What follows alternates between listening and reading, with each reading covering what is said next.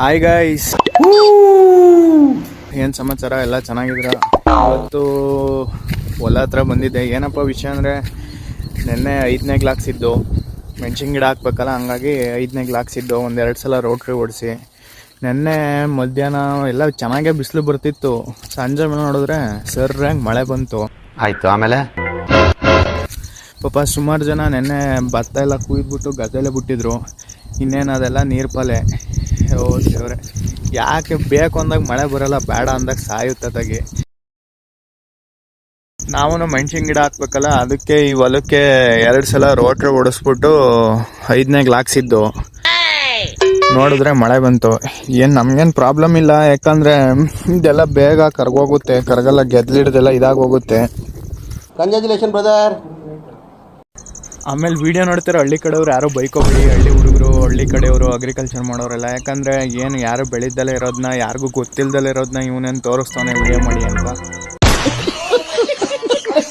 At least agriculture ಬಗ್ಗೆ ಗೊತ್ತಿಲ್ದಿರೋರು ಯಾರು video ನೋಡ್ತಿದ್ರೆ ಅಗ್ರಿಕಲ್ಚರ್ ಬಗ್ಗೆ ಗೊತ್ತಾಗುತ್ತೆ. ಹಂಗಾಗಿ ಸುಮ್ಮನೆ ವಿಡಿಯೋ ಮಾಡಿ ಹಾಕ್ತಿರೋದು. ಆಮೇಲೆ ಅದಕ್ಕೂ ಬೈಕೋಬೇಡಿ.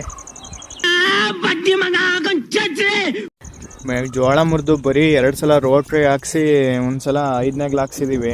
ಬರೀ ಇಷ್ಟಕ್ಕೇ ಒಂದು 7-8 ಸಾವಿರ ಖರ್ಚು ಬಂದೈತೆ.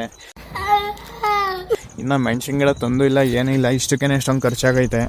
ಆದರೂ ಯಾವ ಬೆಳೆ ಬೇಕಾದರೂ ಬೆಳಿಬೋದು. ಮೆಣಸಿನ ಗಿಡ ಸ್ವಲ್ಪ ಕಷ್ಟ, ಯಾಕಂದರೆ ಮೇಂಟೆನೆನ್ಸ್ ಜಾಸ್ತಿ ಅದು. ಆಮೇಲೆ ಲೇಬರ್ಗಳು ಸಿಗಲ್ಲ. ಲೇಬರ್ ಇಲ್ಲ ಅಂದ್ರೆ ನಾವಂತೂ ಕುಯ್ಯೋಕ್ಕೆ ಆಗೋದೇ ಇಲ್ಲ ಬಿಡಿ ಮೆಣಸಿನ ಗಿಡನ. ಮೇಯ್ನಾಗಿ ಮೆಣಸಿನ ಗಿಡಕ್ಕೆ ಲೇಬರ್ ಬೇಕು, ಮೇಂಟೆನೆನ್ಸ್ ಜಾಸ್ತಿ, ಅದಕ್ಕೆ ಖರ್ಚು ಜಾಸ್ತಿ. ನೋಡೋಣ, ಎಲ್ಲ ಹಾಕ್ತಿರ್ತೀನಿ ವಿಡಿಯೋನ. ಅಕೌಂಟ್ನ ಫಾಲೋ ಮಾಡಿಲ್ಲ ಅಂದರೆ ಬೆಂಡೆತ್ಬಿಡ್ತೀನಿ ನೋಡಿ ಹೆಂಗೆ ಬರುತ್ತೆ ನನಗೆ. ಬರ ಏನು ಹಾಂ ಮುದ್ದು ಮುದ್ದು ನಮ್ಮ ಬೆಕ್ಕು ಮೇರೆ ಮರಿ ಹಾಕಿತ್ತು. ಏನು ಯಾರ ಮನೆ ಬೆಕ್ಕು ಹಾಕಿಲ್ದಲ್ಲೇ ಇರೋದು ಮರಿ ಹಾಕೈತಾ ಅಂತ ಕೇಳಬೇಡಿ. ಯಾಕಂದರೆ ನಾವಿರೋದು ಈ ಕಡೆ ಹೇಳಿದ್ನಲ್ಲ, ಫಾರೆಸ್ಟ್ ಕಡೆ ಇರೋದು. ಇಲ್ಲಿ ಸುತ್ತಮುತ್ತ ಯಾವುದೋ ಮನೆಗಳಿಲ್ಲ. ಇಂಥ ಜಾಗದಲ್ಲಿ ಇತ್ಕೊಂಡು ಮರಿ ಹಾಕಿ ಅದನ್ನು ಪ್ರೊಟೆಕ್ಟ್ ಮಾಡ್ಕೊಂಡು ಐತೆ ಅಂದರೆ ಗ್ರೇಟು. ಮತ್ತೆ ಸಿಗೋಣ.